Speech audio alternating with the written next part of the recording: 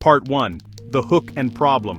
There BRE 1.15. Okay, so I'm about to tell you something that's going to blow your mind. You know all those fancy fertilizers you've been buying at the store? The ones that cost like 20 bucks a bag? Yeah, the soil experts I talked to said most of you are literally throwing money away. I spent the last 3 weeks talking to actual soil scientists, plant experts, and people who've been growing food for decades. And what they told me about homemade fertilizers? It's not what you think. But, here's the thing. Before you run to your kitchen and start mixing banana peels with coffee grounds because some random person on the internet told you to, you need to hear this. Because according to the experts, some of these homemade fertilizer recipes, they're actually hurting your plants, not helping them. I'm going to show you exactly what works, what doesn't, and why. And I'm going to give you the 3 homemade fertilizer recipes that actual soil experts say are worth your time. Plus the one ingredient that almost everyone gets wrong. So here's how this started. I was in my garden last month, and my tomatoes looked terrible, like really bad.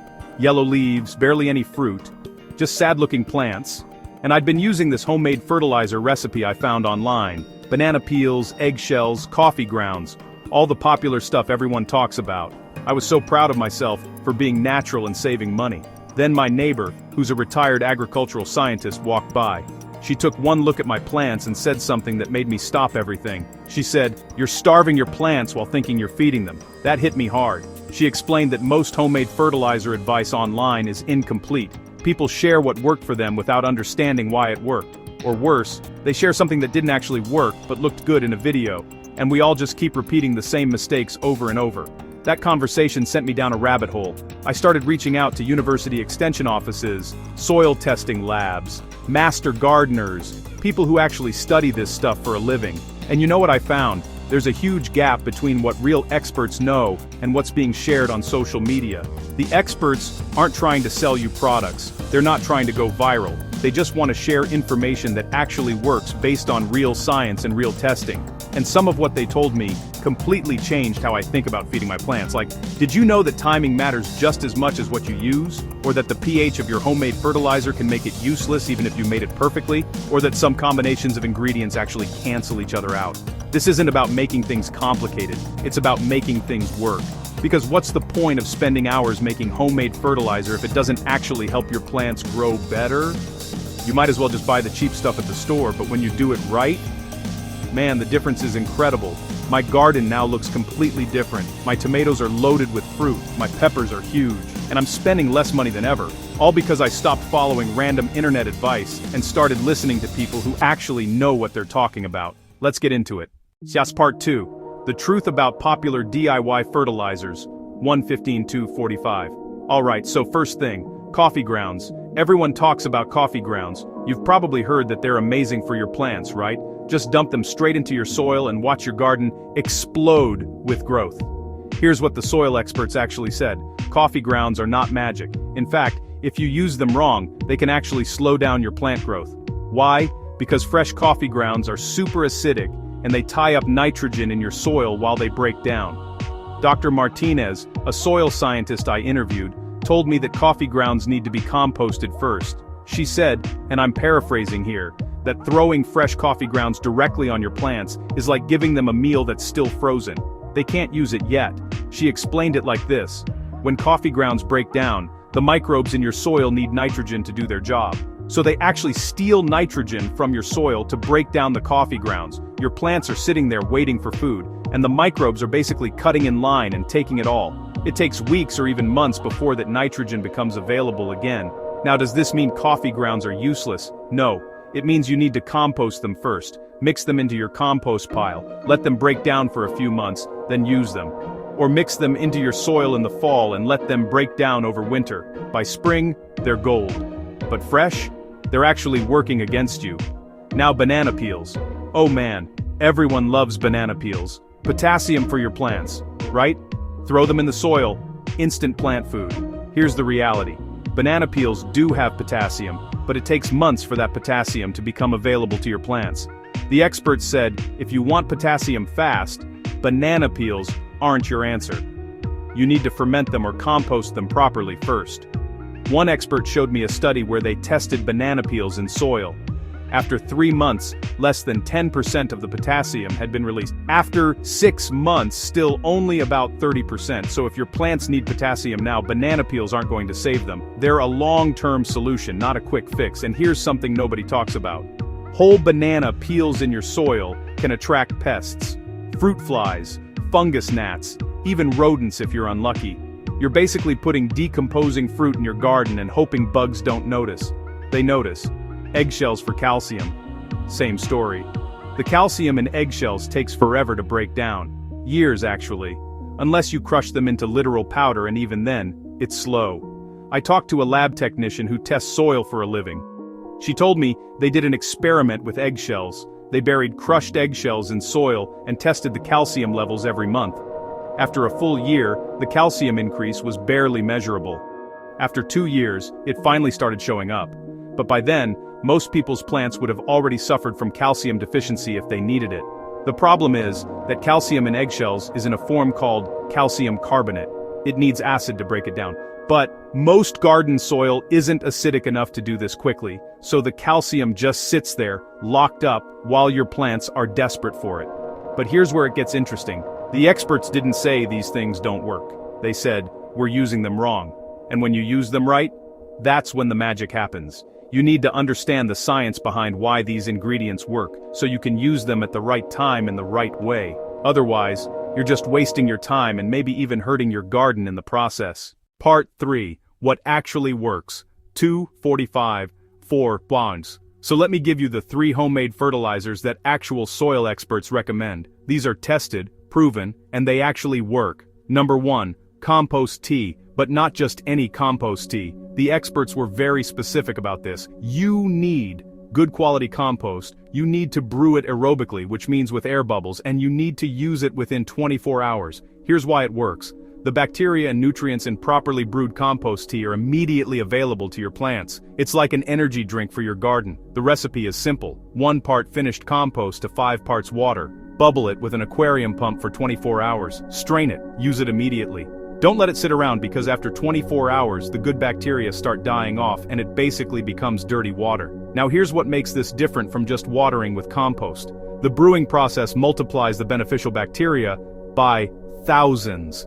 You're not just adding nutrients, you're adding an army of microorganisms that help your plants absorb nutrients better, fight off diseases, and grow stronger roots. One expert compared it to the difference between taking a vitamin pill and eating a probiotic-rich meal.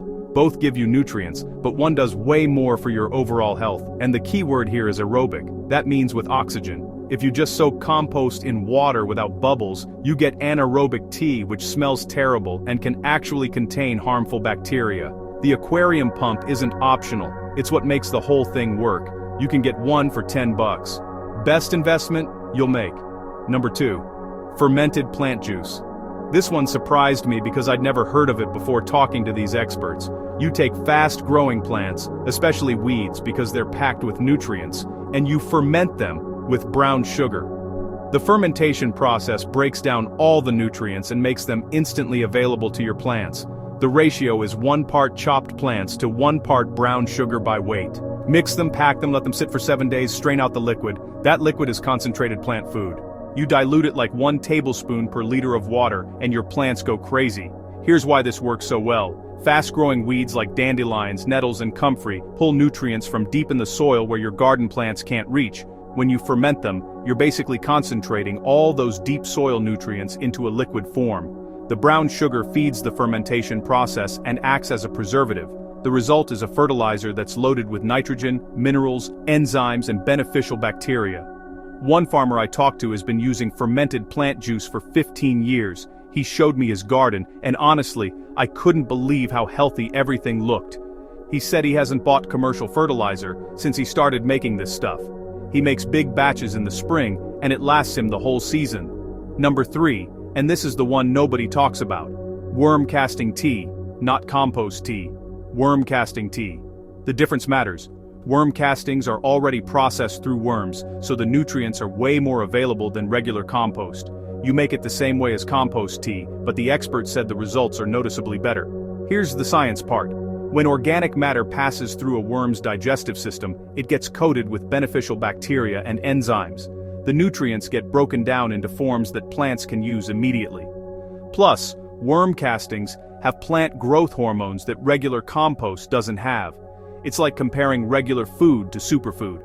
One expert told me she did side-by-side tests in her garden. Same plants, same conditions. The ones fed with worm casting tea grew 30% bigger. That's not a small difference. She also noticed the plants were more resistant to pests and diseases. The worm casting tea didn't just feed the plants, it made them stronger overall. The only downside? Worm castings cost more than regular compost, but a little goes a long way. You only need about a cup of castings to make a gallon of tea. And if you really want to save money, start a worm bin. Then you get free castings forever. Part 4, the mistakes and final tips. Foreign Ford, Step 5, Akriban. Now here's the biggest mistake people make with homemade fertilizers. They think more is better. It's not. The experts were super clear about this. Overfeeding with homemade fertilizer can burn your plants just like chemical fertilizer can. The difference is that homemade fertilizer is usually weaker, so people think they can dump as much as they want. Wrong. I learned this the hard way. I was so excited about my fermented plant juice that I used it every single time I watered. Within 2 weeks, my plants looked worse than before. The leaves were dark green, almost too dark, and they weren't producing any fruit. All the energy was going into leaf growth.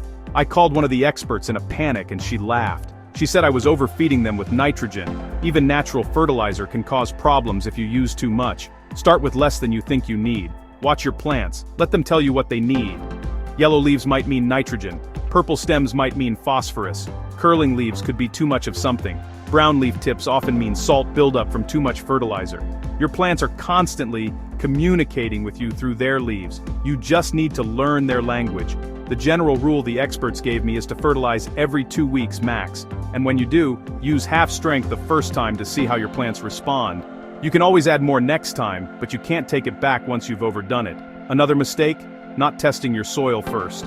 One expert said this is like trying to bake a cake when you don't know what ingredients you already have. You might be adding more of something your soil already has plenty of. Get a basic soil test. They're cheap, $20. Know what you're working with. This was a game changer for me. I finally got my soil tested and found out I had plenty of phosphorus but was low on nitrogen and calcium. So I stopped wasting time making fertilizers high in phosphorus and focused on what my soil actually needed.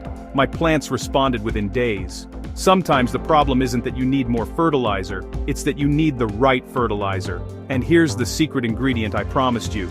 Molasses. Specifically, unsulfured blackstrap molasses. A tablespoon per gallon of water feeds the good bacteria in your soil.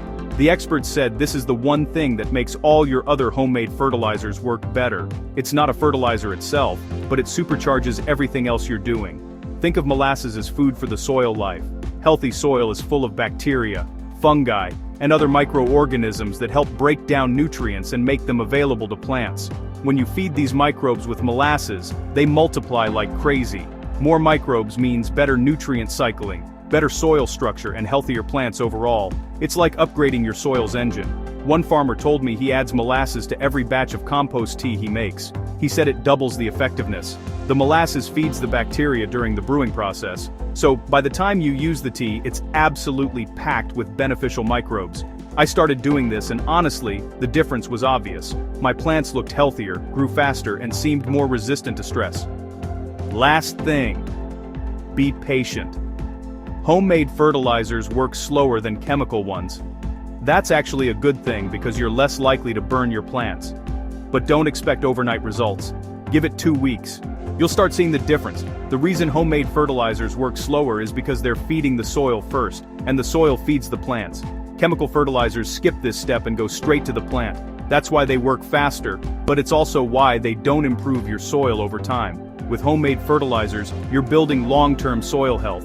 Each time you use them, your soil gets a little better, a little more alive, a little more able to support healthy plant growth on its own.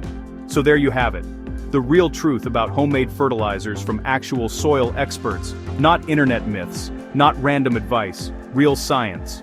Try the compost tea, try the fermented plant juice, try the worm casting tea, test your soil first, don't overdo it, add some molasses, and watch what happens. If this helped you, let me know in the comments what you're going to try first. And if you want me to do a deep dive on any of these recipes with step-by-step instructions, tell me. I'll make it happen. Now go save some money and grow better plants. I'll see you in the next one.